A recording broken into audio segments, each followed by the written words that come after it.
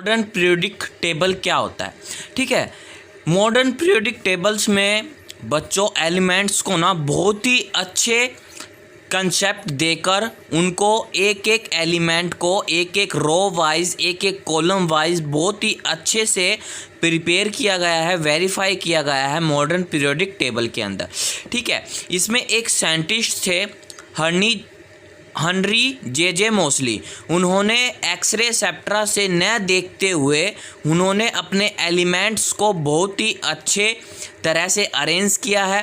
ठीक है, उन्होंने भी अपने एटॉमिक नंबर को इंक्रीजिंग अपने एलिमेंट्स को इंक्रीजिंग ऑर्डर के अनुसार वेरीफाई किया है एलिमेंट्स को, और इन्होंने अपने एलिमेंट्स को मॉडर्न एलिमेंट्स के द्वारा परिफेर किया गया है।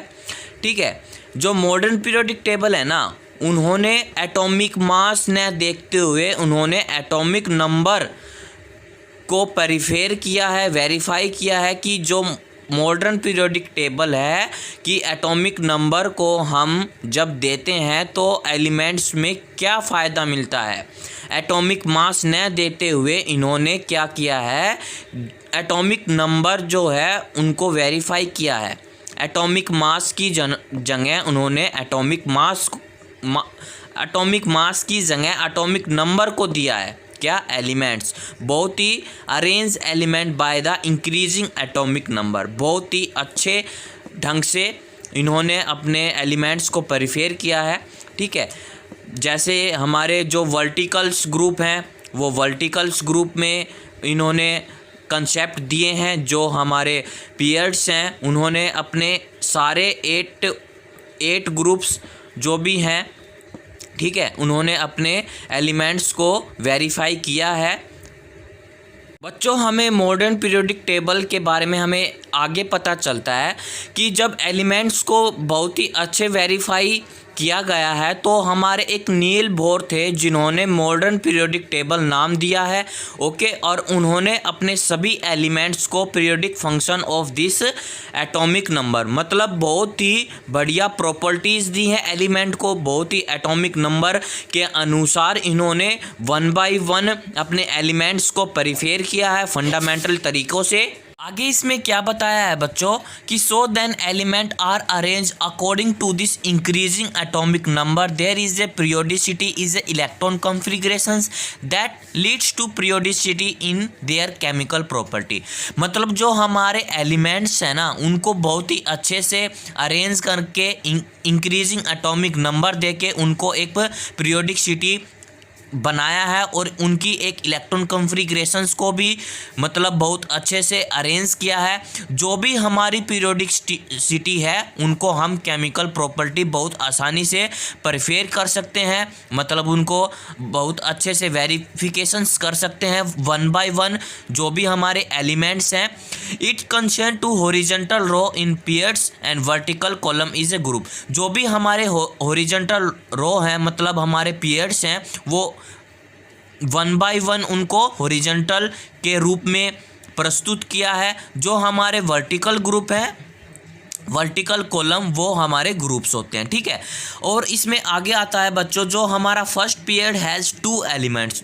आप देखोगे जब हमारे फर्स्ट जो ग्रुप होगा, मतलब जो हमारे पीरियड्स होंगे, उसमें 2 ही एलिमेंट्स हैं। ठीक है, सेकंड में हमारे 8 एलिमेंट्स हैं, और थर्ड में हमारे 8 एलिमेंट्स हैं, फोर्थ में हमारे 18 एलिमेंट्स हैं, फिफ्थ में 18, सिक्स्थ में 32, और जो हमारे सेवन्थ है वो रेस्ट ऑफ एलिमेंट, मतलब अभी हमारे वेरिफिकेशंस नहीं हुए हैं वे वाले एलिमेंट के अंदर। ठीक है, जो हमारे मॉडर्न पीरियोडिक टेबल है, हमारे नियर बोर सर हैं, उन्होंने बहुत ही अच्छे से 1 बाय 1 हमारे पीरियोडिक टेबल या चार्ट बहुत ही अच्छे से, मतलब उनके एटॉमिक नंबर हो या कॉन्फ़िगरेशंस हो या उनकी केमिकल प्रॉपर्टीज़ हो, उन्होंने बहुत ही अच्छे कंसेप्ट देकर उनको क्लियर किया है। ठीक है, ये हमारी modern periodic table is a most important.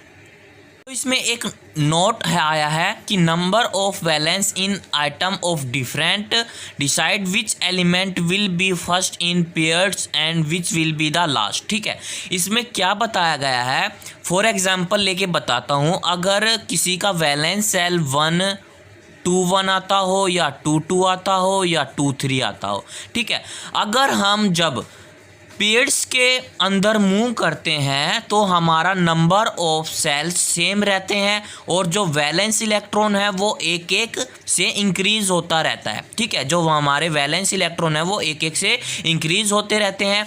और जब हम ग्रुप में मूव करते हैं तो सेल वहाँ सेम नहीं रहते, number of valence electron same रहते हैं।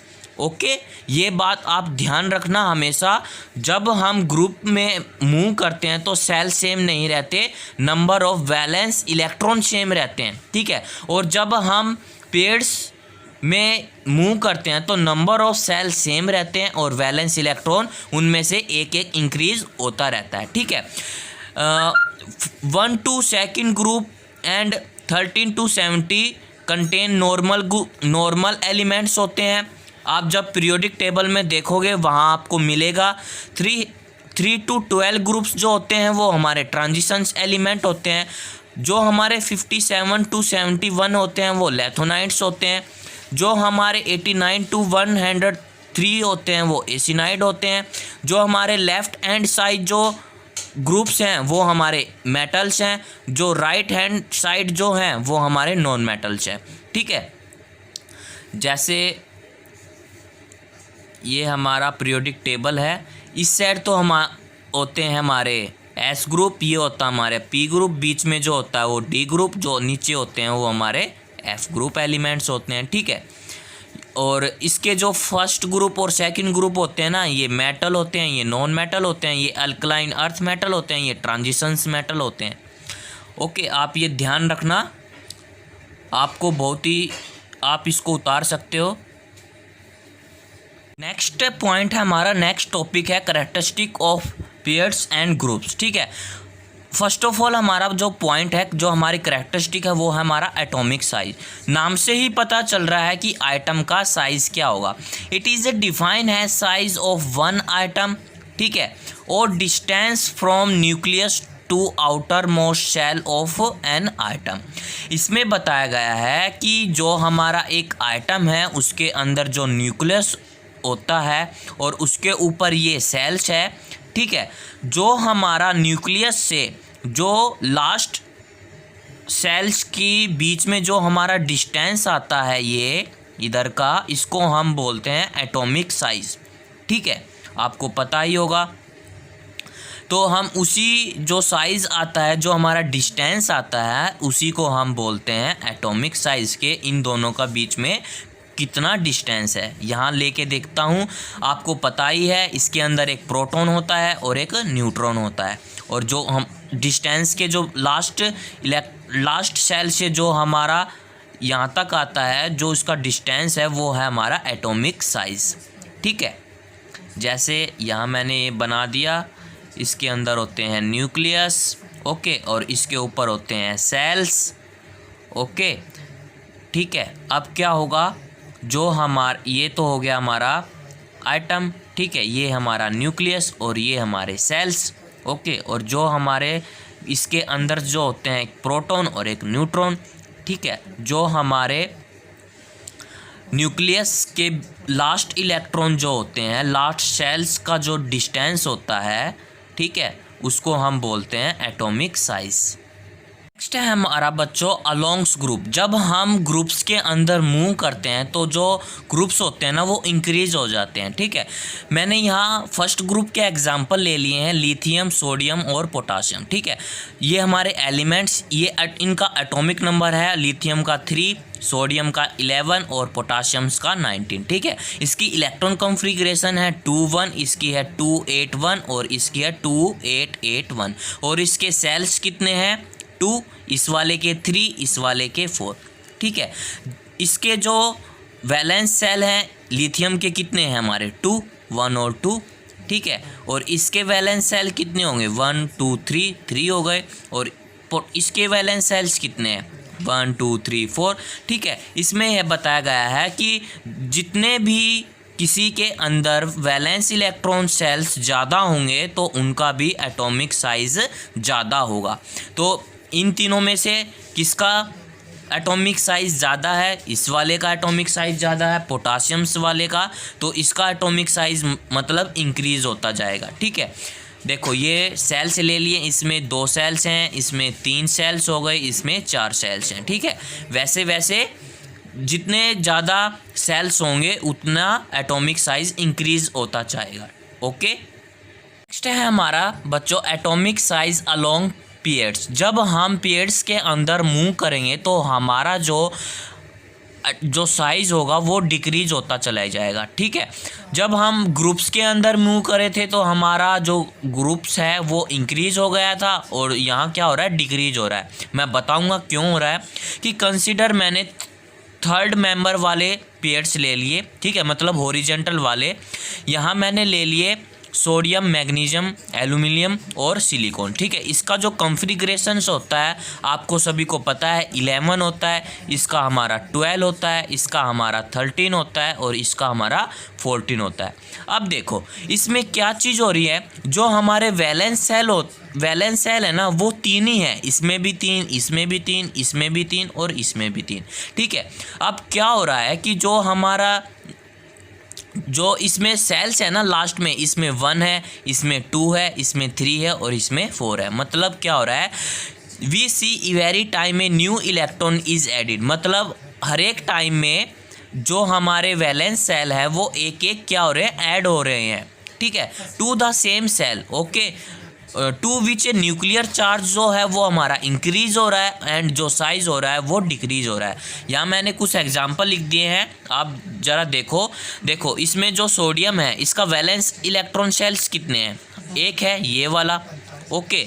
अब क्या बता रहा हूँ कि देखो ये भी हमारा इलेक्ट्रॉन है और ये भी हमारा इलेक्ट्रॉन है, ठीक है। आप सोचोगे कि सर तो कभी इंक्रीज़ बता रहे हैं कभी डिक्रीज़ बता रहे हैं, ये क्या चक्कर है।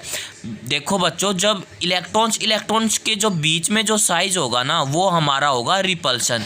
जब हमारा रिपल्सन्स होगा ना तो दोनों को अटैक करके हमारा एटॉमिक साइज़ भी इंक्रीज़ होगा, ओके। ये बात आप ध्यान रखना। इसका जो वैलेंस सेल है वो है हमारा 1, इसका जो वैलेंस सेल है 2 और इसमें हमारे वैलेंस सेल कितने हैं, 2 और 1 3, ओके।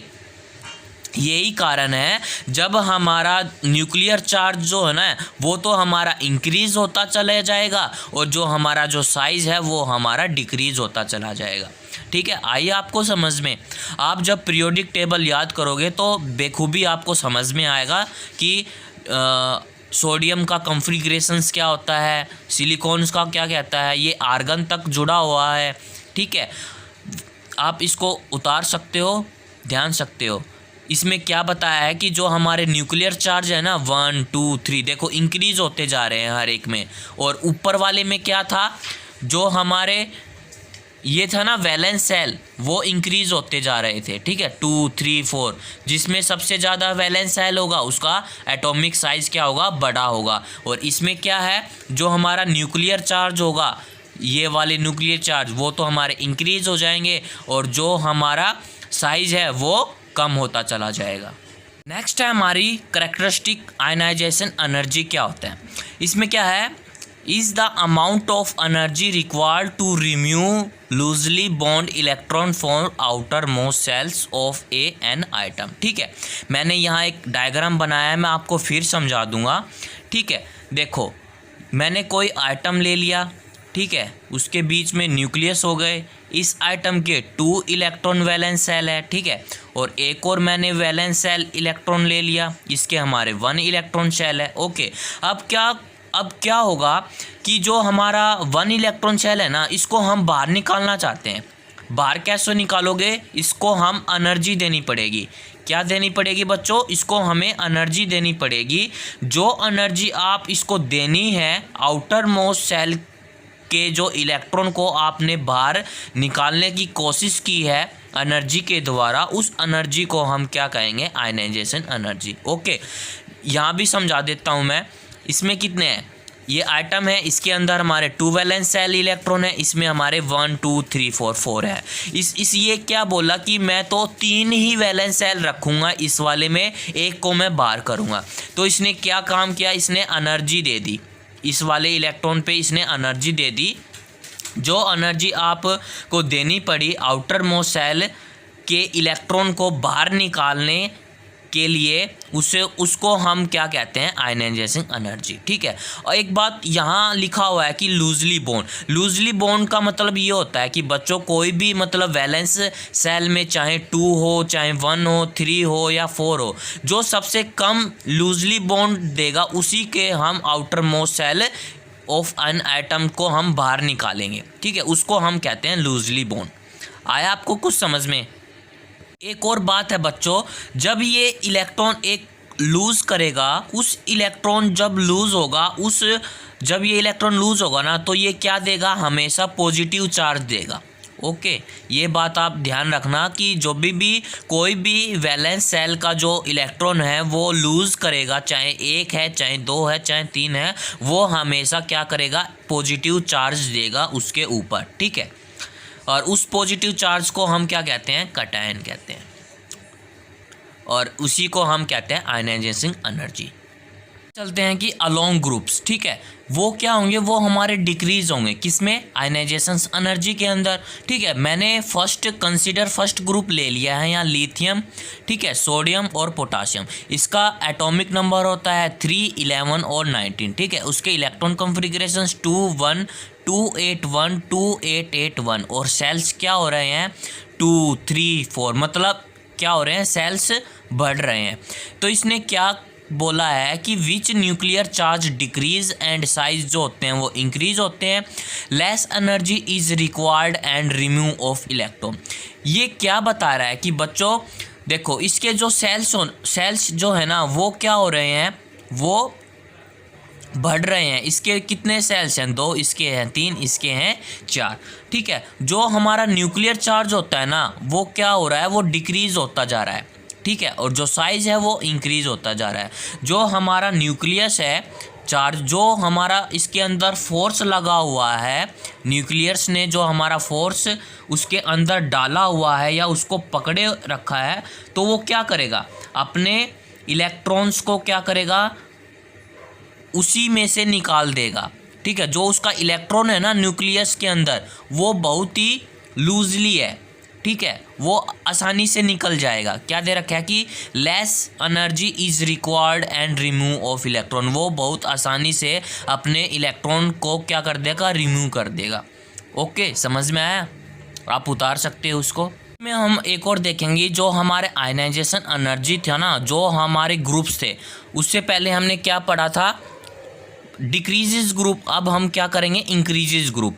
क्या हो रहा है, मैंने एग्जांपल ले लिए हैं यहाँ, सोडियम, मैग्नीशियम, एल्यूमिनियम और सिलिकॉन। ठीक है, इसके जो इलेक्ट्रॉन कॉन्फ़िगरेशन है 281 282 283 और 284। अब मेरे को बताओ ये इंक्रीज क्यों हो रहा है, जो इसका न्यूक्लियर चार्ज है वो इंक्रीज हो रहा है या डिक्रीज हो रहा है, और उसका जो एटॉमिक साइज है वो इंक्रीज हो रहा है या डिक्रीज हो रहा है। आप सोच के बताओ, इसमें क्या चीज़ बढ़ी हुई है, क्या चीज़ घटी हुई है, बोलो जल्दी, कम ऑन। चलो मैं बता देता हूँ।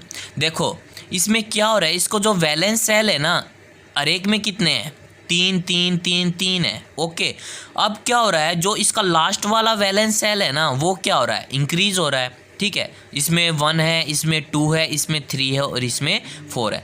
तो क्या हो जाएगा बच्चा, जो इसका न्यूक्लियर चार्ज है ना, वो तो इसमें इंक्रीज हो जाएगा, और जो इसका एटॉमिक साइज है वो क्या हो जाएगा, डिक्रीज हो जाएगा।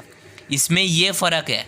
और ऊपर वाले में क्या फ़र्क था, इसके सेल्स 2 हैं, इसके 3 हैं, 2 इसके 1, इसके 2, इसके 3 और इसके 4।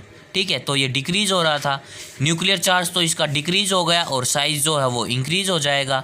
जो इसका न्यूक्लियर चार्ज का जो फोर्स है, ठीक है, वो क्या कर रहा है, अपने इलेक्ट्रॉन्स को पकड़े रखा है, तो वो क्या करेगा, जल्दी से छोड़ देगा, अपने इलेक्ट्रॉन को लूज़ कर देगा, बाहर निकाल देगा। यार इसमें क्या हो रहा है, इसमें जो इसका न्यूक्लियर चार्ज है वो इंक्रीज़ हो रहा है, और साइज़ क्या हो रहा है, डिक्रीज़ होता है। नेक्स्ट है बच्चों हमारा केमिकल रिएक्टिविटी। केमिकल रिएक्टिविटी में क्या हो रहा है, मतलब जो हमारे नॉन मेटल्स हैं ना वो डिक्रीज़ हो रहे हैं और जो हमारे मेटल्स हैं वो इंक्रीज़ हो रहे हैं। क्यों हो रहे हैं? फर्स्ट ऑफ ऑल हम देखेंगे कि यहाँ रिएक्टिविटी का क्या मतलब है। मतलब कोई किसी के साथ कितनी जल्दी रिएक्ट करता है, ठीक है, कोई किसी के साथ कितनी जल्दी रिएक्ट करता है। यहाँ रिएक्ट का क्या मतलब है? कोई भी मेटल, ठीक है, ओके, समझ में आ गया। फॉर एग्ज़ाम्पल ले लेते हैं हम, जब कोई मेटल्स, मैंने यहाँ एग्ज़ाम्पल ले लिया मेटल्स के, जब कोई मेटल्स ले लिया मैंने A B C और D, जब कोई मेटल्स की तरफ हम जा रहे हैं, मतलब इंक्रीज़ की तरफ जा रहे हैं, तो उनका जो साइज़ होगा वो क्या होगा? वो हमारा इंक्रीज़ होगा, ओके, और उनका न्यूक्लियर चार्ज क्या होगा? वो हमारा डिक्रीज़ होगा, ठीक है। फर्स्ट वाले केस में पढ़ा था, मैंने आपको पहले बताया था, ठीक है। मेटल्स के जो इंक्रीज़ साइज हैं वो क्यों हो रहे हैं? क्योंकि उनमें एक एक वैलेंस सेल बढ़ रहा है, ठीक है, और तभी इसका न्यूक्लियर चार्ज का जो साइज है वो डिक्रीज़ हो गया। और जो हमारा आयनाइजेशन एनर्जी है वो भी डिक्रीज़ होगा। क्यों डिक्रीज़ होगा? क्योंकि जब कोई भी एलिमेंट्स या आइटम दोनों आपस में टकराएंगे, ठीक है, क्या टकराएंगे? इसके मेटल्स और न्यूक्लियर चार्ज दोनों डिक्रीज़ हो रहे हैं, तो क्या होगा? आयनाइजेशन भी इसका डिक्रीज़ होगा, आयनाइजेशन एनर्जी भी क्या होगी? इसकी डिक्रीज़ होगी, ठीक है। तो क्या होगा जब मेटल्स का जो डाउन द ग्रुप है ना, डाउन द ग्रुप, वो क्या होगा? वो इंक्रीज़ होगा, ठीक है। इसका रीजंस क्या है? इसका रीज़न है ओनली आयनाइजेशन एनर्जी। इसी के कारण हमारा जो मेटल है वो हमारा इंक्रीज़ है, ओके। आ गया आपको समझ में? फर्स्ट ऑफ ऑल मैं आपको एक चीज़ बता देता हूँ, यहाँ कोई पीरियोडिक टेबल है, जैसे ये हमारा S ग्रुप, ठीक है, बीच वाला होता है हमारा D ग्रुप और इस साइड वाला होता है हमारा P ग्रुप, ठीक है। ये तो होते हैं हमारे मेटल्स, ठीक है, ये होते हैं हमारे नॉन मेटल्स और बीच वाले क्या होते हैं? हमारा मेटोलिक, ठीक है। टाइम के अनुसार मेटोलिक इंक्रीज़ होते हैं और टाइम के अनुसार हमारे डिक्रीज़ होते हैं, क्या? मेटोलिक। आगे जो क्या होगा, आगे आ गया है हमारा एक जो नॉन मेटल हैं वो डिक्रीज़ क्यों हो रहे हैं? उसके लिए भी एग्जांपल ले लिए मैंने, यहाँ ले लिया X Y और Z, ठीक है। जब हम नॉन मेटल की तरफ जाएंगे, ठीक है, तो क्या होगा? उनका साइज़ जो होगा वो हमारा इंक्रीज़ होगा, ठीक है, और उसका जो न्यूक्लियर चार्ज क्या होगा? वो हमारा डिक्रीज़ होगा, ठीक है। और इसमें एक पॉइंट आता है कि इलेक्ट्रॉन एफिनिटी क्या होगा? इलेक्ट्रॉन एफिनिटी भी डिक्रीज़ होगी। दोनों अगर ये भी अटैक्ट होगा तो दोनों क्या होगा? इसका इलेक्ट्रॉन एफिनिटी क्या होगी? वो भी क्या होगी? डिक्रीज़ होगी। तो अभी हमारा नॉन मेटल्स क्या है? डिक्रीज़ है, ठीक है। इनका साइज़ तो बढ़ेगा बट इसका जो न्यूक्लियर चार्ज है ना वो घट जाएगा, ठीक है। ये था हमारा केमिकल रिएक्टिविटी। यहाँ लिखा भी है कि it is a decrease is a down the group of the non metals and increase is the down the group of the metals, ठीक है, ओके। पॉइंट है हमारा नेचर ऑफ ऑक्साइड। इनका नेचर कैसा है? ऑक्साइड्स क्या है? फर्स्ट ऑफ ऑल हम यहाँ देख लेते हैं कि ऑक्साइड्स का क्या मतलब है। देखो, जब भी कोई एलिमेंट ऑक्सीजन्स के साथ रिएक्शंस करेगा तो क्या बनाएगा? ऑक्साइड्स बनाएगा, ठीक है। इसका क्या फार्मूला हो सकता है? EO2 भी हो सकता है, E2O3 भी हो सकता है, ठीक है।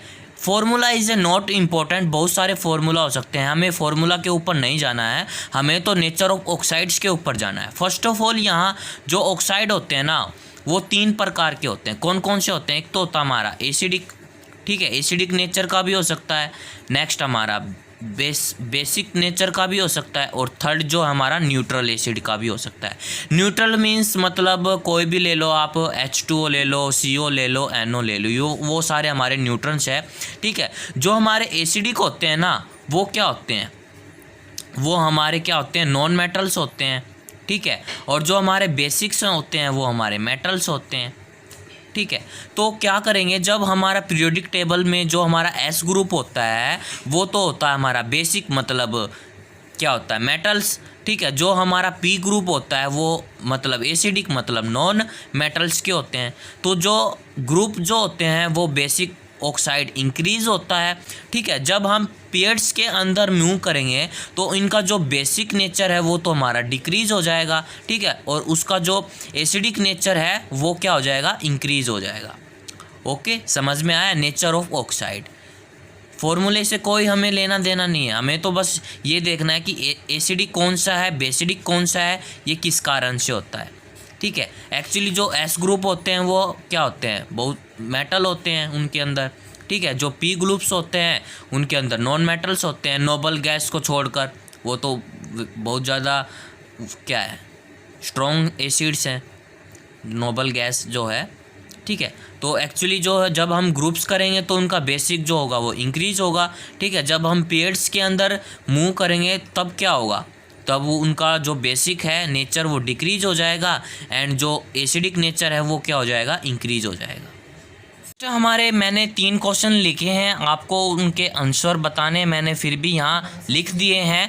क्वेश्चंस जो फर्स्ट है, name 2 elements that the similarly chemical reaction similarly of magnesium. ऐसे कौन से एलिमेंट हैं जो सिमिलरी ऑफ मैग्नीशियम्स होते हो, कोई 2 एलिमेंट्स बताने हैं। All the elements with 2 valence electron, जिसके सबसे मतलब जो 2 पॉजिटिव वैलेंस इलेक्ट्रॉन को शो करता हो। कौन करता है, मैग्नीशियम जो है वो 2 इलेक्ट्रॉन वैलेंस सेल को शो करता है। एंड सेकंड है हमारा, then Mendeleev give this periodic table many elements where now. Mendeleev ने कितने अपने एलिमेंट्स को शो किया था, कितने एलिमेंट्स के बारे में जानता था, 63 एलिमेंट्स के बारे में जानता था। एंड थर्ड क्वेश्चन है हमारा, beside gallium which other elements have the since been discovered to fill the gap left to Mendeleev in this periodic table। 2 example, जब मेंडलीव ने कौन से 2 एलिमेंट को फिल किया था, एक तो किया था हमारा गैलेनियम और एक किया था हमारा पोलोनियम। और चैप्टर होता है हमारा ख़त्म। आई होप आपको ये वीडियो पसंद आई होगी, तो लाइक करना, शेयर करना। ओके।